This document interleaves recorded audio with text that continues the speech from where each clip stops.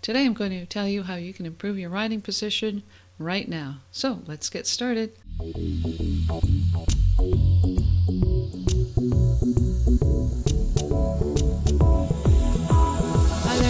Laura, and welcome to another video. If it's your first time here, thank you so much for being here. I really appreciate it. If you'd like to improve your riding and training, win more ribbons at your next horse show, or generally like other horsey related stuff, then remember to subscribe and hit the bell icon so you don't miss any new videos coming out. These videos are supplied by Lauren, who sent in 3 really good videos, 2 over cross rail exercise, little gymnastic, and 1 on the flat. We're going to discuss those, give you some tips on how you can improve your riding, your training, and what to look for when you are riding and training with your horse.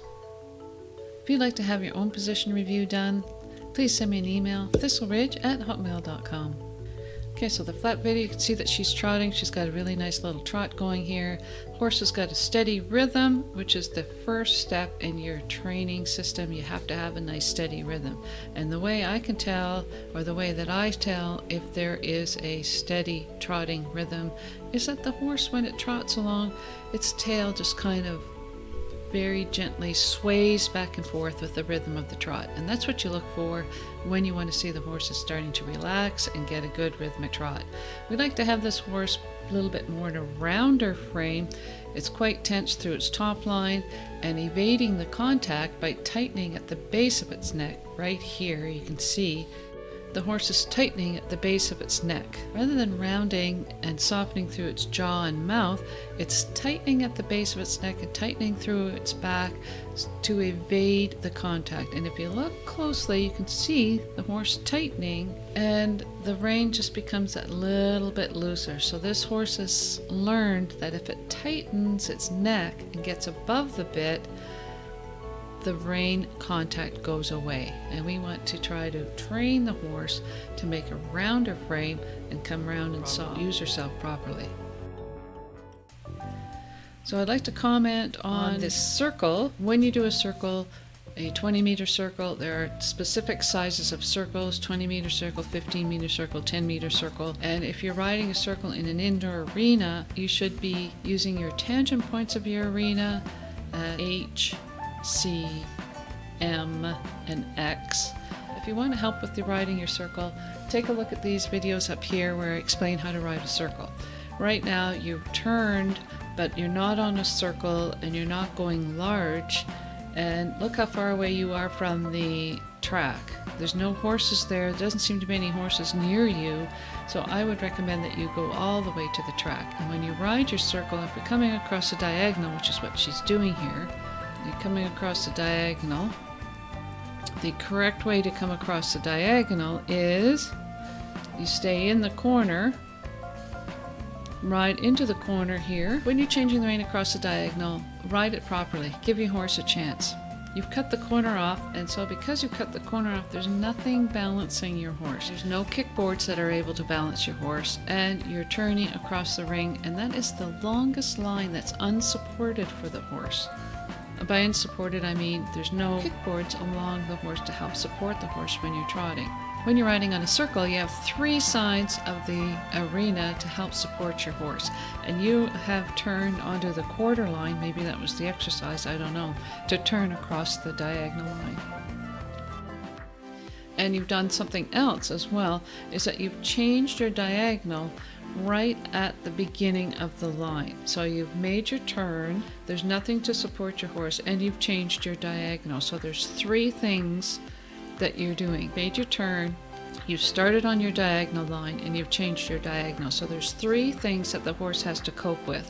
You're going from the circle to the turn, going from the turn onto the diagonal, and you've changed your diagonal. Each one of those things is a change in balance for the horse.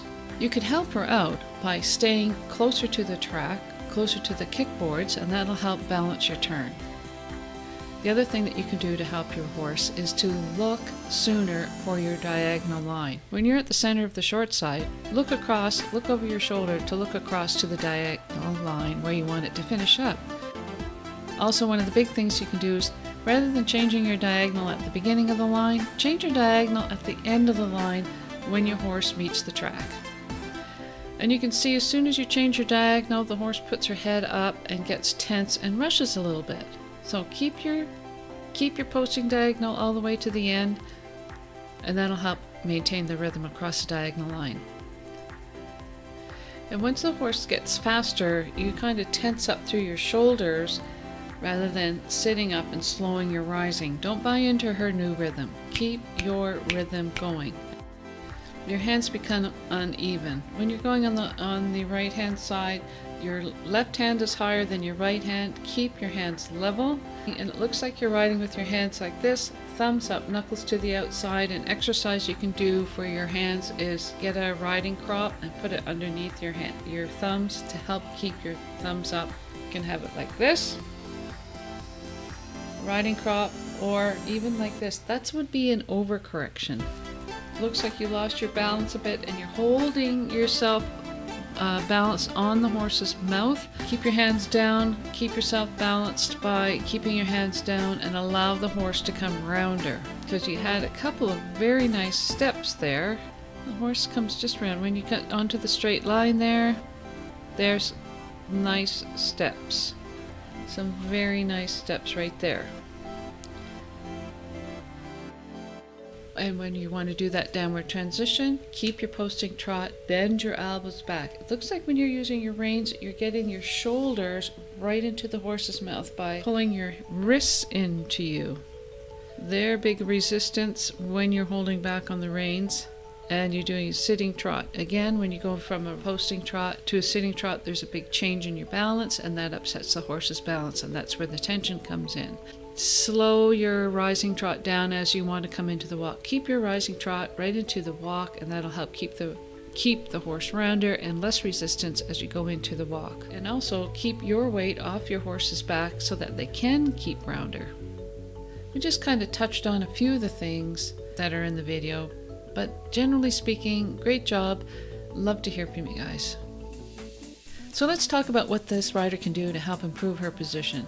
Number one of the exercises that you can do is to get somebody to lunge you so that you can really focus on your position. If available, get a quiet school horse that you can really focus on your position. Keeping the weight down in the heels, you've got that checked off really well.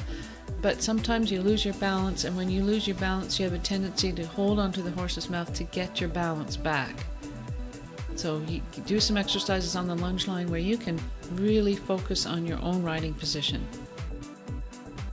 Next steps with this rider and this horse, to continue on developing your rhythm and suppleness, I would work with this horse and working on transitions to get the horse supple longitudinally so that she accepts the contact and comes rounder into the contact, so that you can do these transitions. Doing transitions will help get the horse stronger in the hindquarters and also help get her rounder through your transitions and through her general form. If you have any questions, please send me an email, thistleridge@hotmail.com.